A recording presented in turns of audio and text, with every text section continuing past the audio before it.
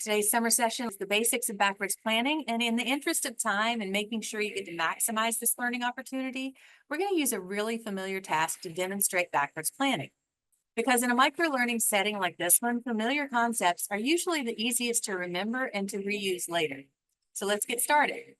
So this course is based on a book called Backwards Planning by Harriet Isaac, as well as some materials from careervision.org, which is a product of the Ball Foundation supporting human aptitudes and the relationship to vocational success and satisfaction. Now, does anyone feel like this is your brain at any given moment? You're constantly moving to the next target. Sometimes you don't even hit the previous one. It's so easy to get bogged down in daily fires that it's hard to tend to the smaller tasks that are going to become fires later if you don't address them now. Now, who's familiar with the concept of executive function? Well, executive function is basically the ability to prioritize items, develop a plan of attack, and execute your plan efficiently and accurately. But today, we're going to focus more on a lack of executive function. It's when you have so much to get done that you can't quite figure out where to start. And a loss of executive function can affect anyone when we're overwhelmed or if we feel like the task ahead is just too big to tackle. Now, all of these areas, organization, planning and goal setting, time management, self-regulation, and accountability are all affected when we lose executive functionality. And it's so easy to lose that focus. Life, projects, deadlines, they all factor in to how strong our executive function is at any given moment. So what's a hardworking public servant to do? Backwards planning. But a quick analogy before we get into what backwards planning is. So any thoughts on how you eat an entire pie by yourself? One bite at a time.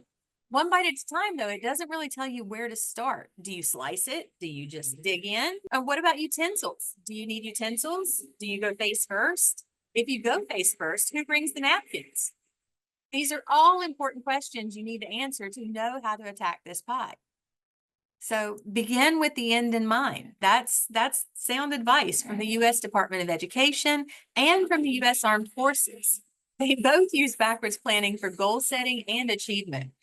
Because sometimes it's just so difficult getting started on a project. When you look at a project as a whole, it can seem unimaginably overwhelming and can sometimes lead to paralysis by analysis. Is anyone familiar with that term? Paralysis by analysis is basically just when you freeze. There's so much to do, and there's the task before you is just so big that you don't know where to start. And so you freeze and you don't know how to attack it. I actually ran into this in the past couple of weeks. My son is moving, and the process of moving was just so overwhelming for him and his very, very pregnant girlfriend that they didn't know where to start. And so we had to help them, and we had to make a list and say, we have to have this by this date and this by the next date. And we had to break it down for them. And so if you start with your end goal in mind, you can break anything down into more manageable chunks. So let's look at the elements of backwards planning. We've got identify deliverables and deadlines, delegate wherever possible, plan it out, implementation and delivery, and assess your outcomes. So there are 5 elements of backwards planning, 5 steps, if you will. So as we all know, it's EPA 2 season, and many of us have a number of EPAs to complete before that August 30th deadline. Keep that in mind. The deadline is August 30th for EPAs. So before we get into the backwards planning steps, I'd like to share our OSA NeoGov contact information for anyone who might need assistance. It's there on your screen, and we're going to show this again towards the end of the session so that you can write that down if you don't have a chance to finish writing it down right now. So first, the very first thing you're going to want to do in backwards planning is identify your deliverables and their deadlines. Now, for the purposes of this training, we're going to say you're a manager with 5 direct reports, and EPA dues or EPA 2s are coming due at the end of the month. So how do you get all of those EPAs finished by the deadline while allowing sufficient time for your employees to review, discuss, and sign their EPAs? Your deadline is August 30th. So with all 5 EPAs need to be completed with the employee's signature by that date. So pat yourself on the back because we just finished the first step of backwards planning, which is identify our deliverables and our deadlines. We have an August 30th deadline, and we have 5 EPA 2s to complete. Now, one thing to remember about EPAs is that not all EPAs will have the same deadline. You guys didn't know you were getting a course on EPAs too. So EPA 2s have 60 days from the date they open until the deadline.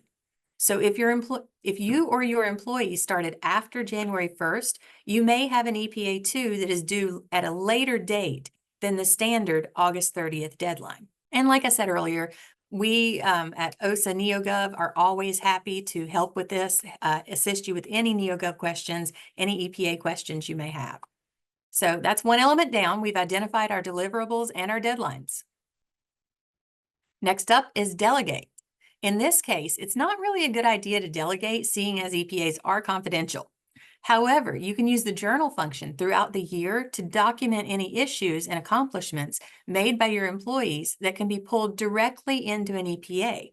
That's key. Those journal entries that you're putting in throughout the year, you can pull those directly into your EPA. They just copy over. You don't even have to do anything but click one little button. It's super easy. And that reduces your need to document and or remember everything outside of NeoGov. It keeps it all there in one place ready for you. And employees can use the journal function as well to document things that they'd like their manager to be aware of. So employees, if you have something that you've done recently, like you've gotten a new certification or renewed a certification, maybe you did really great on a project that you were assigned, this is a great way to just give your manager a little reminder, just a little thing to say, hey, don't forget that I did this. I was really good at this. So journal function is really, really awesome. And we're going to talk a little bit about that journal function just to give you a quick reminder of how to use that. So on your NeoGov dashboard, under quick actions, right there circled in red, you're going to select write a journal entry. Now, once you click that link, a new window will display. And it looks like this. Begin typing the name of the employee that you wish to write a journal entry about. Maybe it's yourself, maybe it's an employee. And go ahead and select that name when it shows up. Then you're going to enter the journal entry. Just type in whatever you want to say about your employee or about yourself. And determine at the bottom, you're going to determine the audience that you'd like to share that with before you hit submit journal entry. If you select all three options, which the options are employee, managers, and manager's manager.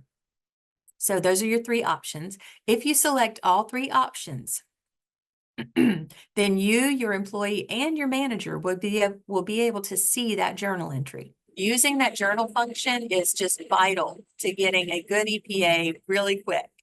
So back to our elements of backwards planning. Our next step is plan it out. We've accomplished identifying our deliverables and deadlines. We've delegated wherever possible. And now we're going to plan it out. We're going to plan what our steps are. So starting from the end, we know that we need to have all 5 EPAs completed by August 30th. And we know that completed means both the manager and the employee have signed off on the EPA. How do we get from haven't started yet to finishing all 5? What do we need to do to make that happen? We need to review the EPA with our employees and give them enough time to think about it before signing. So that accounts for at least a couple of days after you completed the EPAs on your end. Then we need to remember before that to edit the content of all 5 EPAs, allowing enough time to review, consider, and sign the EPA. We have to have time for ourselves to really think about it, put the information in there, and before we click submit. We also have to leave time to talk to our employees and let them know, hey, your EPA is coming up. If you had any issues, you need to make sure that you give them a heads up before you submit that EPA. So we're going to say that we're able to finish at least 1 EPA per day. And that's going to take at least 5 days to complete your ratings, right? So at the very beginning, we need to see how many EPAs are on our dashboard, which we already did. We identified those in our identify deliverables and deadline steps. So based on backwards planning principles, we know that we need to allow roughly 2 weeks to allow for completion of all 5 EPAs from start to finish. But life has taught us to plan for every eventuality, at least it's taught me that. So we're going to go ahead and say, let's start these roughly a month in advance of the due date. So if you haven't started already, it's August 7th. You need to go ahead and get started as quickly as possible, because that allows for any other issues that pop up that take your focus. that pull you away from doing those EPAs, or that pull your employee away from signing those EPAs. That allows for time to really let everything happen. So let's jump into that process for a quick overview of the EPA 2. From your NeoGov dashboard, under Tasks, you'll see a task titled EPA 2 Mid-Year Check-In. You might have more than one in many cases. Select a task. Select the employee that you want to start with. Now, for employees who are not managers, you'll see a task when your manager completes your EPA that says Sign the EPA. So you'll need to select that task to open the signature page in NeoGov Perform. Once you select the employee's EPA 2, a flyout window is going to display. It looks a lot like this. The first item is question 1, mid-year review strengths. You'll see that something is written in the text box until you begin entering content. Now, here's where you'll need to enter information about what your employee does well and how they're meeting the goals that you set for them in the EPA 1. Now, once you've completed question 1, scroll down. I know I'm clicking through them like this in boxes, but they're actually all on one flyout, and you just scroll down the flyout. Once you've completed question 1, scroll down to question 2, which is all about development opportunities. Here, we're going to talk a bit about what your employee could stand to do better. It doesn't necessarily have to be a harsh talking to or anything like that, just something they could improve, something they could do better. We all have areas for improvement. And finally, you'll enter your overall assessment, which includes a little bit about your employee's strengths, areas for growth, and those are combined to indicate how you feel your employee is doing overall in the first part of the year. Once you've entered all 3 sections, you can go to the top right corner. See there, it's circled in red. You can go to the top right corner and select Publish.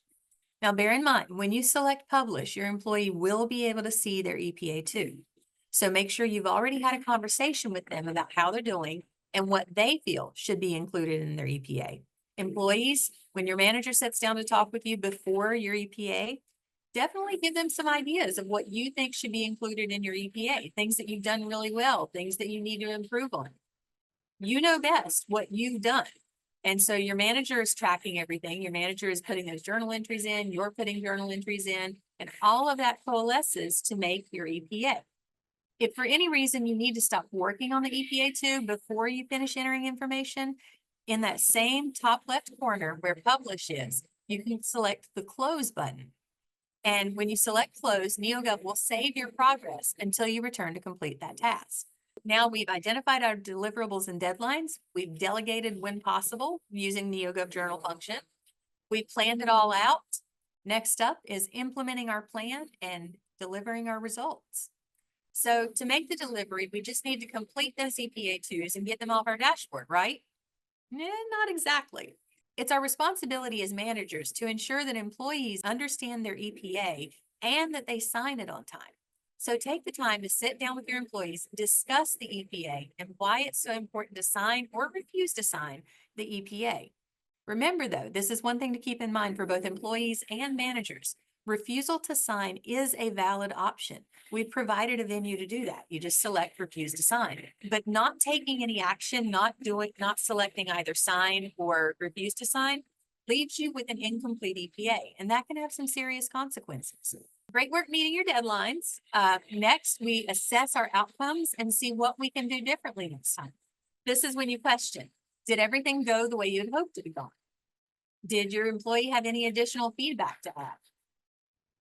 Should you ever need to go back and edit the EPA based on your employees' feedback, you can reach out to our NeoGov Perform team at OHRM NeoGov Perform at wv.gov. We are here and we are always happy to help. So let's review those steps one more time. First, you identify your deliverables and deadlines. Then you delegate if possible. In NeoGov, you use the journal function. You plan it out. You make a plan.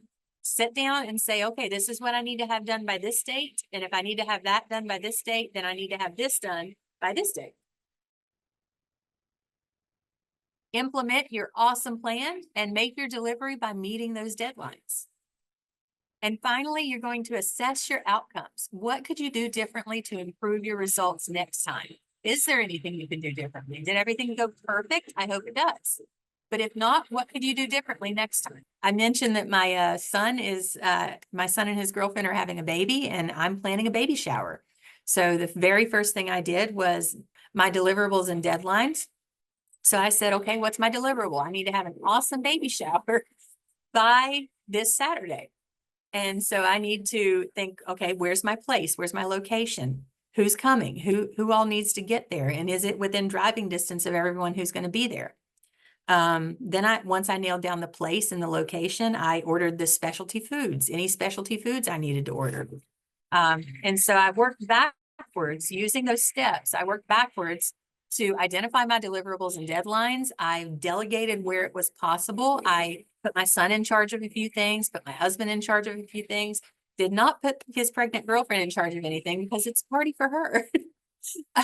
So then we planned it out. We are implementing it tomorrow, or actually Friday and Saturday, and we are going to deliver on Saturday. So hopefully when we assess our outcomes, everything goes great. Thank you so much. I appreciate your time, and I hope you have a wonderful afternoon. And please use backwards planning. It's so helpful. Thanks so much, guys.